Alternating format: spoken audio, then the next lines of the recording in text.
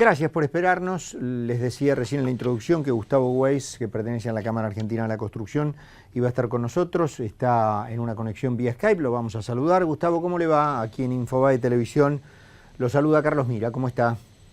¿Qué tal, Carlos? ¿Cómo le va? ¿Qué dice usted? Muy bien, Gustavo. Bueno, nos interesaba saber cómo está el mercado. Sabemos que ha estado estos años muy afectado por la vigencia del cepo cambiario. Creo que ha habido, me parece, vía los informes que normalmente, por lo menos en la capital, da el Colegio de Escribanos, algún repunte en el último mes, en este último tiempo. Me gustaría si nos puede dar un panorama de cómo está.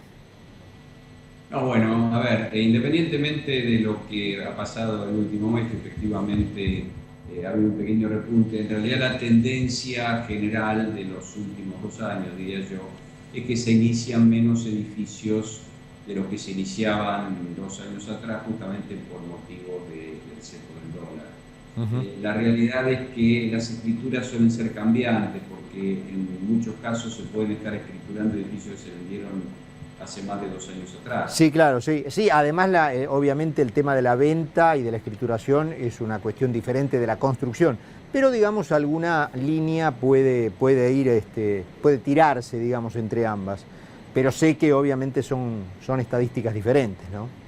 Claro, en realidad yo diría que el mercado inmobiliario, fundamentalmente en Capital Federal y en algunos centros urbanos importantes del interior, en algunos otros el efecto ha sido menor, pero fundamentalmente en Capital Federal la realidad es que el mercado está muy afectado y yo creo que va a seguir afectado mientras continúe la imposibilidad de comprar dólares.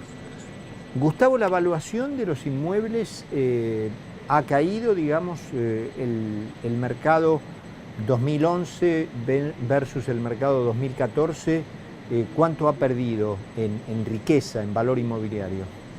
Bueno, las operaciones que se realizan, que como mencionamos anteriormente son bastante limitadas comparadas con un tiempo atrás, se están haciendo a un promedio entre el dólar blue y el dólar oficial.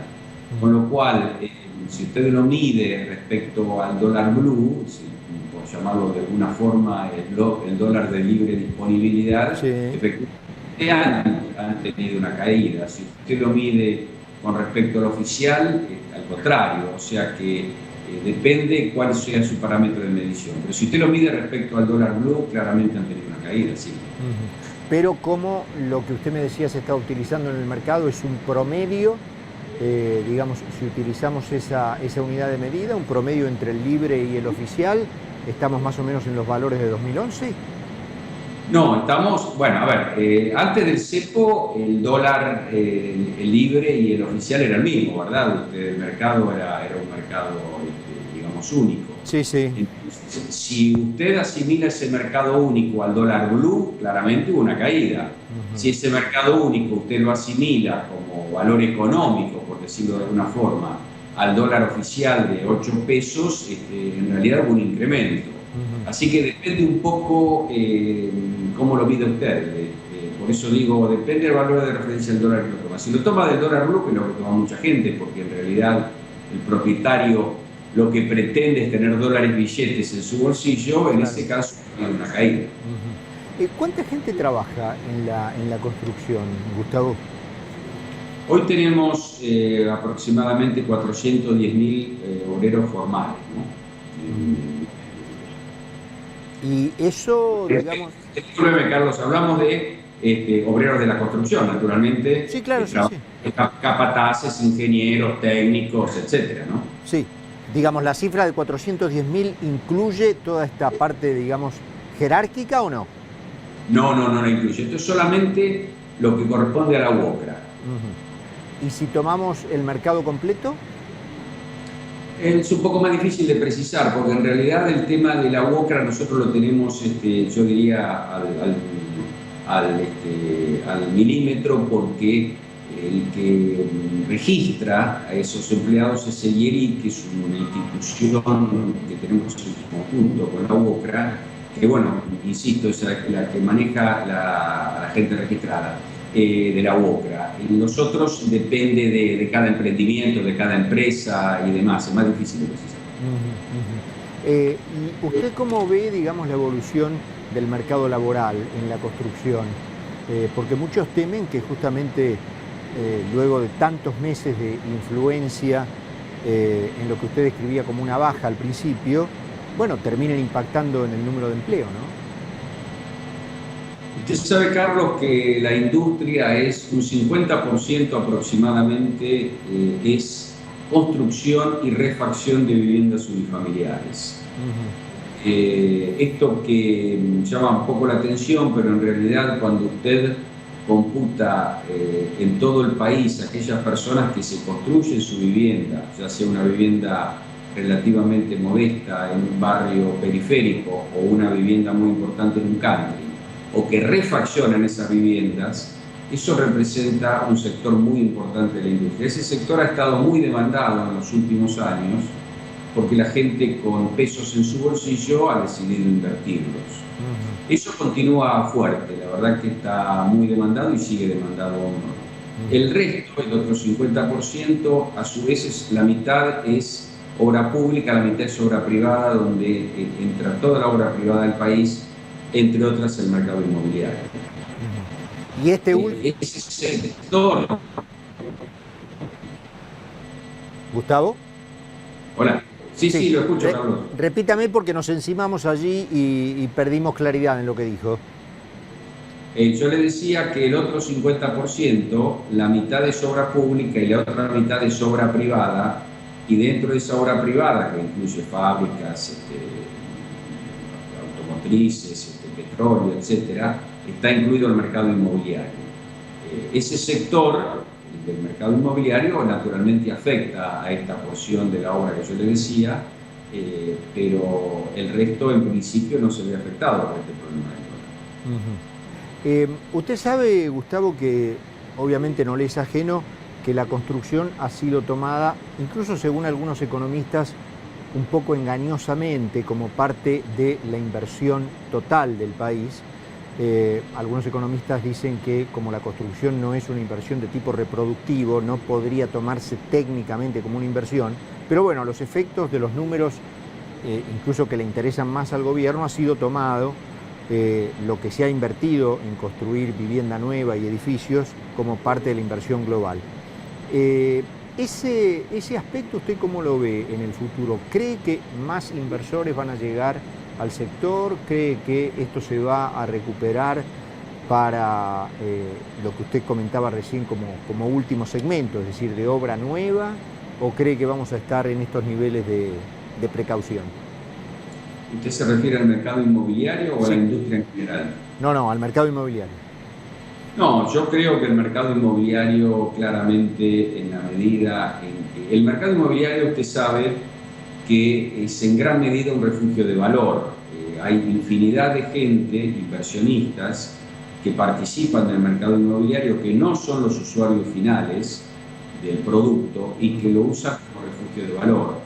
Todo ese enorme sector de inversionistas del mercado inmobiliario, para cambiar los ladrillos, no los cambia por pesos, los cambia por divisas.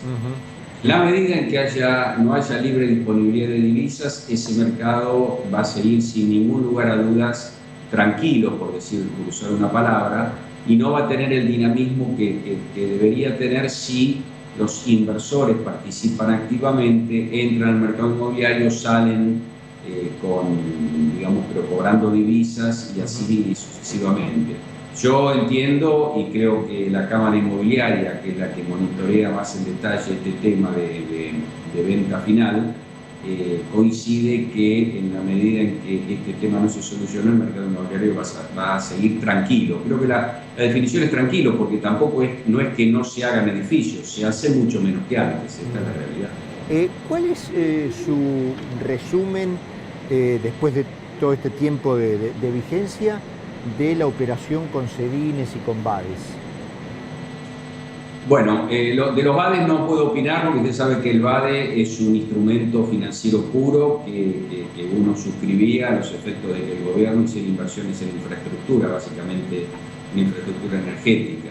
Así que eso es un tema puramente financiero. El CEDIN, en cambio, estaba aplicado, sí, fundamentalmente al mercado inmobiliario, La mitad aproximadamente de los edines pasaron por el mercado inmobiliario y la otra mitad no completó el circuito, digamos que aún no se transformaron en dólares nuevamente. Así que bueno, los edines esos han pasado por el mercado inmobiliario y han ayudado, pero como en realidad el volumen fue muy inferior al previsto, realmente no sirvió para dinamizar el mercado. Le hago una última pregunta que es de proyección, digamos, para este año, en la industria de la construcción específicamente, ¿cómo usted la ve de aquí a diciembre? La industria en general. Sí, sí. Bueno, yo creo que va a seguir demandado el sector que yo le comentaba de viviendas unifamiliares, construcción y refacción de viviendas unifamiliares. Creo que la gente, en la medida que siga teniendo pesos en su bolsillo, lo va a seguir, digamos, tratando de construirse o refaccionarse su casa. Ese sector lo veo dinámico siempre. El sector inmobiliario ya hablamos. El sector privado creo que va a estar muy vinculado, el resto del sector privado, fábricas, petróleo, etcétera, creo que está muy directamente ligado al problema macroeconómico, digamos, si las medidas que ha tomado el gobierno consiguen estabilizar la economía, consiguen solucionar de alguna forma el tema de inflación y demás, creo que digamos, va a seguir habiendo inversión en la medida en que esto no ocurra, como sabemos que ocurre en momentos un poco más difíciles, la inversión es menor. Y en el caso de la obra pública, no tenemos la absoluta certeza de que el gobierno va a seguir invirtiendo en obra pública, porque creo que eso es algo que ellos, este gobierno tiene muy claro.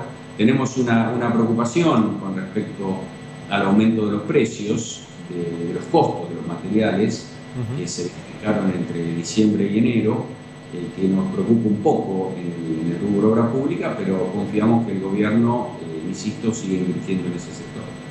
Gustavo, le agradecemos mucho este contacto desde Infobae Televisión y le mandamos un abrazo. Gracias por este contacto. Encantado, Carlos. Buenas tardes.